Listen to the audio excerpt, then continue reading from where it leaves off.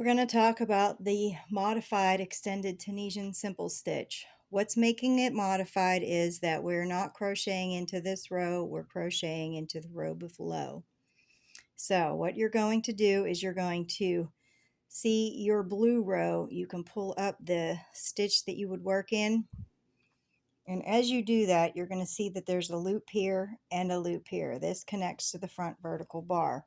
You're going to want to take your hook, pick up that back vertical bar from the row that is 2 below, not the blue, but the black.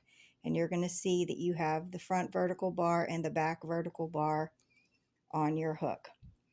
Do not yarn over when making this stitch. You will literally go down into, pick up those 2 bars, yarn over, and pull up a loop like you would for Tunisian simple stitch. To give us the height, you are going to yarn over and chain 1. And that is going to give us the height that's going to cover up this blue row, because then you have the loop on your hook, which is going to give you the same height as the TSS, which you're working into this black. So that is your black row, and you're just covering up this blue row. So again, you can pull up your stitch. You're going to see the front vertical bar and the back vertical bar. You are just going to insert your hook behind those, making a front post stitch. You will yarn over and grab the yarn and pull up a loop like you would make a TSS.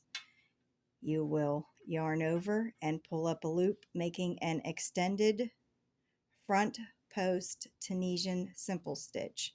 The reason I'm referring to this as modified is because we're not working into the stitch, we are working into the row below.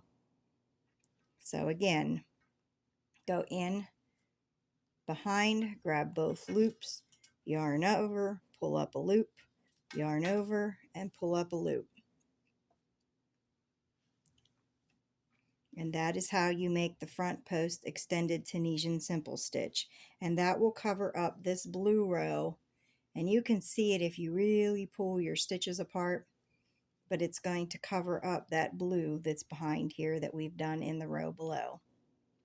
So if you have any questions, please don't hesitate to ask in the group, but that is how we're going to make our extended front post Tunisian simple stitches, so that they cover up what we don't want to show for our mosaic. And again, we are calling this modified because it is dropped not into the row that we would currently be working it into for our Tunisian simple stitches, but for the row below.